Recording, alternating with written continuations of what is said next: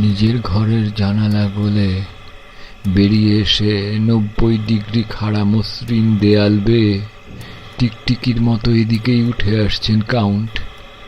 বাতাসে বিশাল বাদুরের ডানার মতো নড়ছে কালো আলখাল্লার দুপাশ। উঠছেন উঠছেন উঠছেন। কিছুটা উঠেই থেমে পড়লেন কাউন্ট। কি মনে করে নেমে যেতে শুরু করলেন নিচের দিকে। শখানেক ফুট নেমেই হঠাৎ অদৃশ্য হয়ে গেলেন তিনি। কোনো জানালা গলে বোধহয় ঢুকে পড়েছেন ভেতরে। ভালো করে দেখার জন্য সামনে ঝুঁকে দাঁড়ালাম, কিন্তু এত দূর থেকে বোঝা গেল না কিছু। প্রাসাদ ছেড়ে বোধহয় বাইরে কোথাও গেছেন কাউন্ট। প্রাসাদটা ঘুরে দেখার এই সুযোগ। দ্রুত নিজের ঘরে গিয়ে বাতিটা নিয়ে ফিরে এলাম। তারপর ঘুরে বেড়াতে লাগলাম সিঁড়ি ধরে ধরে। ঢাকা বারান্দা আর ছোট বড় সিঁড়ি বেয়ে অজস্র গলি ঘুপচি পেরিয়ে চললাম, কিন্তু একটা ঘরেও ঢুকতে পারলাম না। সব কটাতে তালা লাগানো, এবং তালাগুলো নতুন, সম্প্রতি লাগানো হয়েছে। দু একটা ছোটখাটো কামরা অবশ্য খোলা অবস্থায় পড়ে আছে, কিন্তু তাতে প্রাচীন আমলের জীর্ণ ধূলি ধূসরিত কিছু আসবাবপত্র ছাড়া আর কিছুই নেই। হতাশ না হয়ে খুঁজতেই থাকলাম। শেষ পর্যন্ত সব থেকে বড় যে সিঁড়িটা, সেটা ধরে সবচেয়ে উপর তলায় উঠে একটা তালা ছাড়া ঘর খুঁজে পেলাম।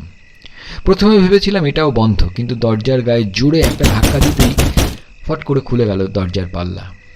আসলে এই দরজাটায়ও তালা দেওয়া ছিল, কিন্তু কি করে যেন নষ্ট হয়ে গিয়েছিল প্রাচীন কবজা। আমার ধাক্কায় ভেঙে পড়েছে ওগুলো। চাপ দিয়ে দরজার পাল্লাটা আরেকটু ফাঁক করে ভেতরে ঢুকে পড়লাম। প্রাসাদের ডান দিকের একেবারে শেষ প্রান্তে এই ঘরটা। ঘরের বিশাল জানালার সামনে দাঁড়ালে প্রাসাদের দক্ষিণ পশ্চিমের সারি সারি ঘরগুলো স্পষ্ট দেখা যায়। এই ঘরে দাঁড়িয়ে আরও ভালো মতো বুঝলাম প্রাসাদের অবস্থান। বিশাল একটা পাথুরে পাহাড়ের ঋজু 3 দিক থেকে দুর্ভেদ্য দেয়ালের মতো ঘিরে আছে প্রাসাদটাকে। আর এত উঁচুতে অবস্থিত এটা যে নিচ থেকে প্রাচীন কামানের গোলা বোধহয় এর ধারে কাছে ঘেঁষতেও পারত না, এবং সেইভাবেই পরিকল্পনা করা হয়েছে প্রাসাদের অবস্থান। পশ্চিমের বিস্তীর্ণ উপত্যকার ওপারে এখান থেকে অনেক অনেক দূরে ধাপে ধাপে উঠে গেছে খাড়া পাহাড়ের চূড়া। চাঁদনি রাতে প্রকৃতি দেখার জন্যই যেন তৈরি হয়েছে এই ঘরটা। পর্দাশূন্য জানালার কাঁচের পাল্লা ভেদ করে ঘরের মেঝেতে এসে পড়েছে উজ্জ্বল চাঁদের আলো। পুরো ধুলোর আস্তরণ কাঁচের পাল্লার স্বচ্ছতাকে ম্লান করে দিয়েছে অনেকখানি, তবু চাঁদের আলোয় হাতের বাতিটাকে হাস্যকর রকম টিমটিমে দেখাচ্ছে। চারিদিকে বিরাজ করছে এক অখণ্ড নীরবতা। একটানা এই নিস্তব্ধতা পাগল করে দিতে পারে মানুষকে, তবু এই গা শিরশির করা নীরবতা কাউন্টের উপস্থিতির চাইতে অনেক ভালো মনে হলো আমার কাছে। জানালার পাশেই চকচকে কালো রং করা একটা মেহগিনির ছোট্ট খাটের ওপর জানালার এক পাশের পাল্লা খুলে দিয়ে বসে পড়লাম। তারপর আর খাটের পাশে একটা ছোট্ট টেবিলে মেহগিনি কাঠের তৈরি আমার হাতের বাতিটা নামিয়ে রাখলাম। হঠাৎ কনকনে ঠান্ডা হাওয়া ঝাপটা মেরে নিভিয়ে দিল বাতিটাকে। এই অলৌকিকতার রাজ্যে যেন বাতিটাই একমাত্র ভরসা ছিল। যদিও আলোর কমতি নেই, তবু বাতিটার দিকে চেয়ে মনটাকে সতেজ রাখতে পারছিলাম। অল্পক্ষণেই বাতির চিন্তা মুছে গেল মন থেকে। বাইরের অপরূপ সৌন্দর্যের দিকে তাকিয়ে ভাবতে লাগলাম, আমি যে খাটে বসে আছি, হয়তো এখানে বসেই সামনের টেবিলে কাগজ পেতে প্রিয়তমের কাছে প্রেমের বার্তা পাঠাতো কোনো সুন্দরী। মিনা সেই সুন্দরী কি সেদিন ঘুণাক্ষরেও ভাবতে পেরেছিল এই চেয়ারে বসেই জীবনের ভয়াবহ অভিজ্ঞতার কথা ডায়েরিতে লিখে তার প্রেমিকাকে জানাবার চেষ্টা করবে এক অসহায় অবস্থায় বন্দী হয়ে পড়া প্রেমিক পুরুষ?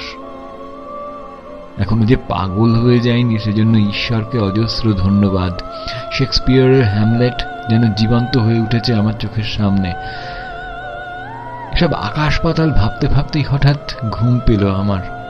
ঘুমে জড়িয়ে আসছে দু চোখ, ঘুমে জড়িয়ে আসছে দু চোখ, কিছুতেই খুলে রাখতে পারছি না। এ সময় হঠাৎ মনে পড়ল কাউন্টের সেই সতর্কবাণী।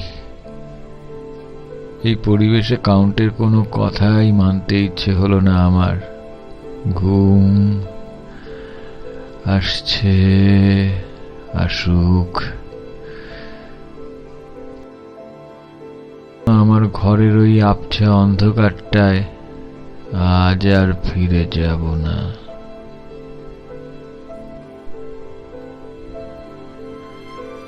ঘুমিয়ে পড়েছিলাম। হঠাৎ চমকে উঠে চোখ মেলে চাইলাম, আরো উজ্জ্বল হয়ে ঘরময় ছড়িয়ে পড়েছে চাঁদের আলো।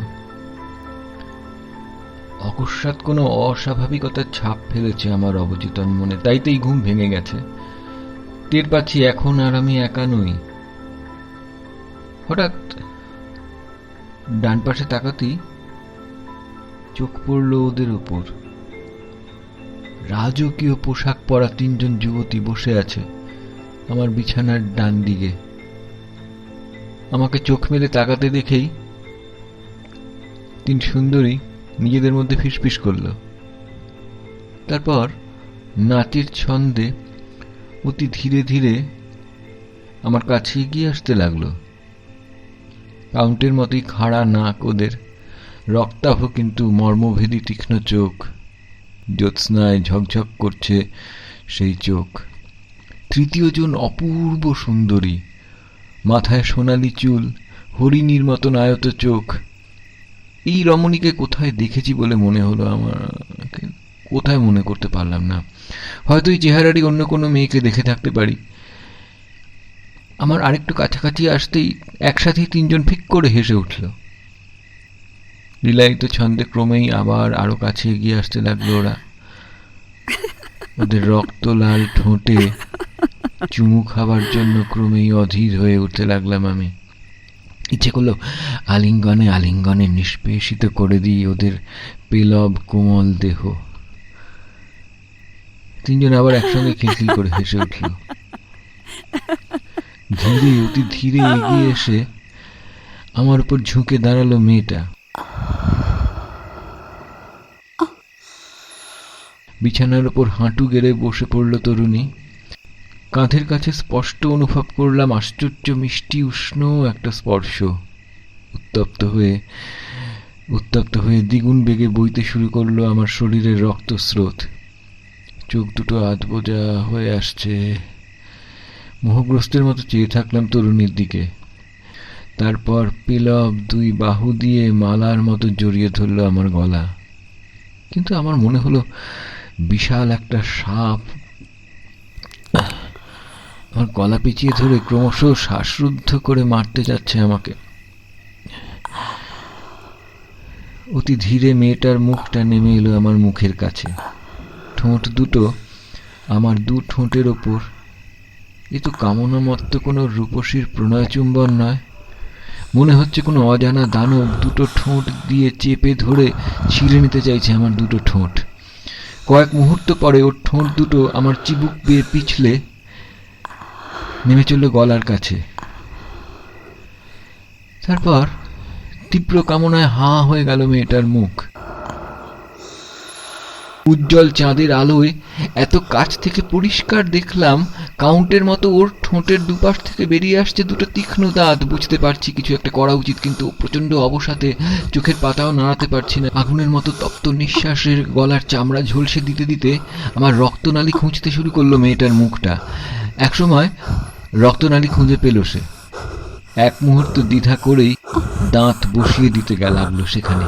কি ঘটতে চলেছে বুঝতে পারছি, কিন্তু কিছুই করতে পারছি না। দড়ি দিয়ে যেন আষ্টে পৃষ্ঠে বেঁধে রেখেছে কেউ। এক ভয়ঙ্কর পিশাচিনীর হাতে কি আজই আমার জীবন শেষ? আমার শরীরের সব রক্ত শুষে নিয়ে তারপর ছিবড়ে বানিয়ে ফেলে রেখে চলে যাবে ওরা। আতঙ্কে ধুপ ধুপ করে লাফাতে লাগলো আমার বুকের হৃৎপিণ্ডটা। তীক্ষ্ণ দাঁতগুলো আরো আরো আরো বসে যাচ্ছে আমার ঘাড়ের পাশে রক্তনালীতে। এক্ষুনি ফিনকি দিয়ে রক্ত ছুটবে। ঠিক সেই মুহূর্তে ঝড়ের মতো ঘরে প্রবেশ করলো কেউ। প্রচন্ড দমকা হাওয়া যেন একটা ঝাপটা দিয়ে নিয়ে গেল আমার সমস্ত শরীর। চোখ তুলে দেখলাম সুন্দরী মেয়েটা ঠিক পেছনেই এসে দাঁড়িয়েছেন কাউন্ট।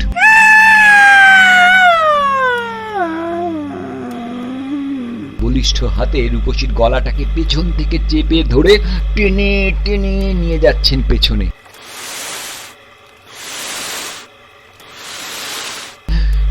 লাবণ্য মুছে গেছে রূপসীর মুখ থেকে। তীব্র আক্রোশে সাপের মতন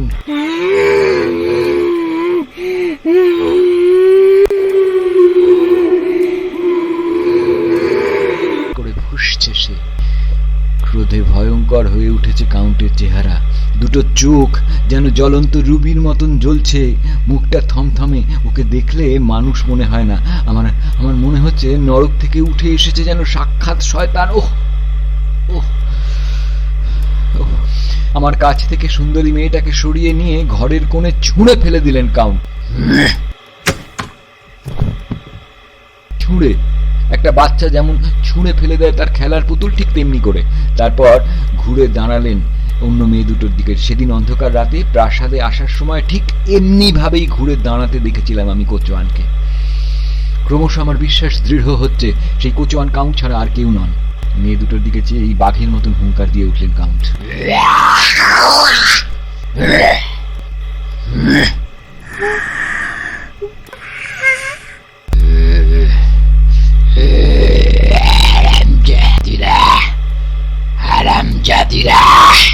সেদিন থেকে বলেছি ও আমার, ওর ধারে কাছে আসবি না কখনো, গানে যায় না।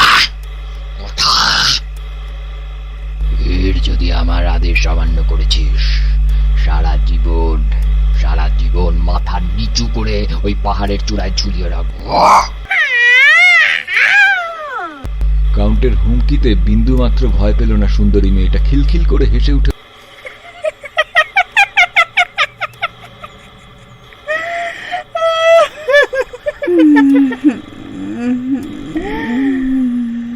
ওর সাথে একটু প্রেম করতে এসেছিলাম মাত্র। আমরা তো তোমার শিকারের কোনো ক্ষতি করিনি। সুন্দরীর কথায় সাহস ফিরে পেল বাকি দুজন। হেসে উঠল।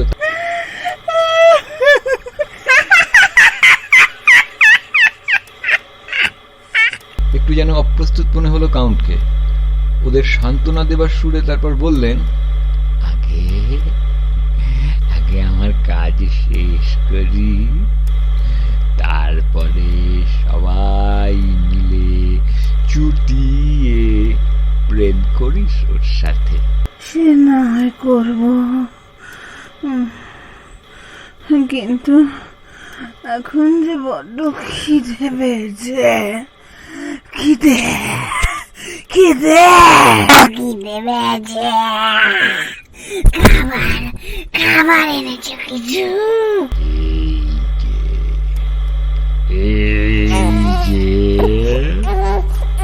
বলে মেঝে থেকে একটা পোটলা তুলে মেয়েগুলোর দিকে ছুঁড়ে দিলেন কাউন্ট। আর পোটলাটা শূন্য থেকেই লুফে নিল একটি মেয়ে। সাথে সাথেই পোটলার ভেতর থেকে এক মানব শিশুর কান্না। নাকি এত কাণ্ডের পরে পাগল হয়ে গেছি আমি। পোটলাটা নিয়ে নিজেদের মধ্যে হুড়োহুড়ি লাগিয়েছে ওরা। আবার পোটলাটার ভেতর থেকে কেঁদে উঠলো বাচ্চাটা। আধশোয়া অবস্থা থেকে ওঠার চেষ্টা করলাম, কিন্তু কোনো জোর পেলাম না পায়ে। আমার ওঠার আগেই পোটলা শুদ্ধ শিশুটাকে নিয়ে জানালা দিয়ে গলে উধাও হয়ে গেল তিন ডাইনি। পলকের জন্য চোখে পড়লো উজ্জ্বল জ্যোৎস্নায় গা ভাসিয়ে উড়ে গেল ওরা। আমি ঠিক সেই মুহূর্তে চেতনা হারালাম আমি।